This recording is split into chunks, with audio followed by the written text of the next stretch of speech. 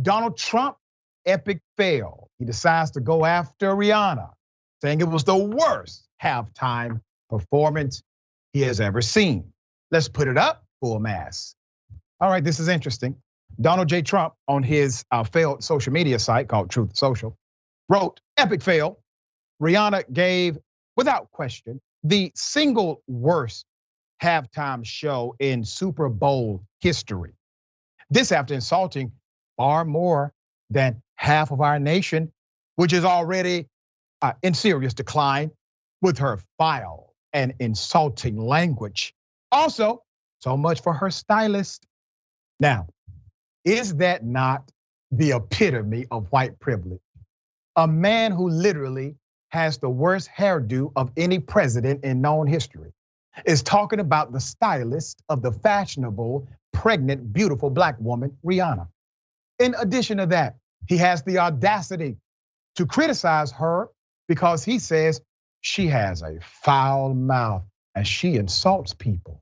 The man who literally had a campaign methodology of insulting anyone who opposed him in order to become president of the United States. He adopted an insult now, insult later, insult always strategy.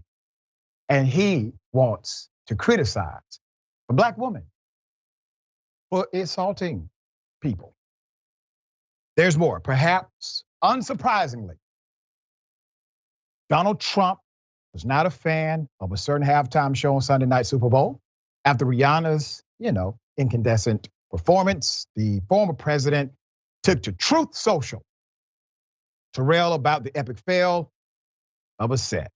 All right, so he gives that ridiculous comment. His latter comment was in seeming reference to an earlier message he posted to Truth Social on Thursday, blasting the singer, the 34-year-old, as talentless, ahead of the game. Okay, there's more.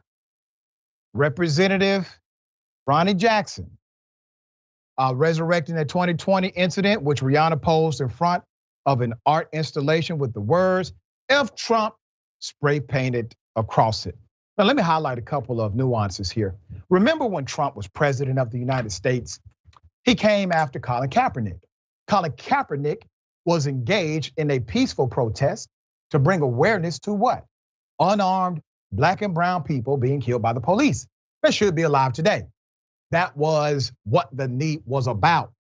You don't get more peaceful than kneeling before a game during a song by yourself, not disrupting another person. So it's a nonviolent, very peaceful protest. The nation had a problem with this protest. Now remember, before this Colin Kaepernick knee taking, people on the right were saying, we don't mind protests, we just want you to be peaceful. We don't mind protests, we just want it to be nonviolent. You see, first of all, protest is not a protest unless it makes someone uncomfortable. It is required to be a protest. Doesn't need to be violent, but it does need to cause discomfort. Somebody needs to feel something.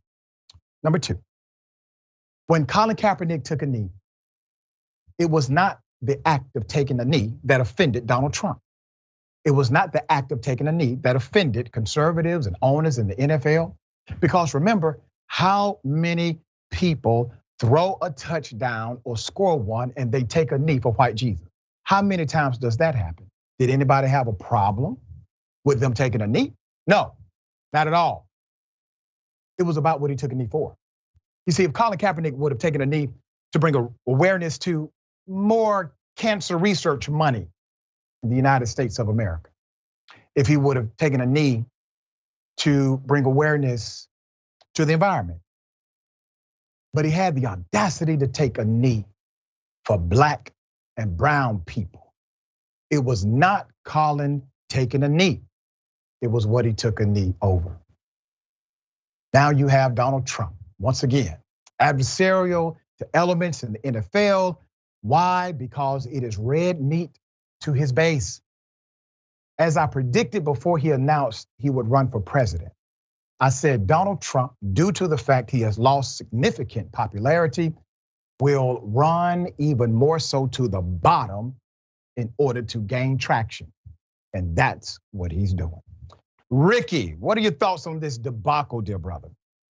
Talking about the most gaslighting person on the face of the earth. If the word gaslighting was a definition, he would definitely have his picture in the block. Let's talk about you talking about Rihanna's epic fail. How about that epic 2020 loss? That's right. How about all of the candidates that you endorsed in the midterm election? All of them. How about the polling numbers showing that Ron DeSantis is going to whip you in the Republican primary? And how about that epic loss, that phone call to the Secretary of State of Georgia trying to find you 11,000 something votes, as he say. So and also losing a lot of your big fundraisers. His whole presidency was an epic loss, and just on how you handled things in Ukraine, which is now playing out, and how you handle things in Russia. When you was president of the United States. So Rihanna having, if you say Rihanna's loss, I have a full list of losses during the Trump administration. Dear brother, I could not have put it better myself. The man has been taking L's for a long time, but once again, he's a winner because he's a powerful white guy. He's gonna always win.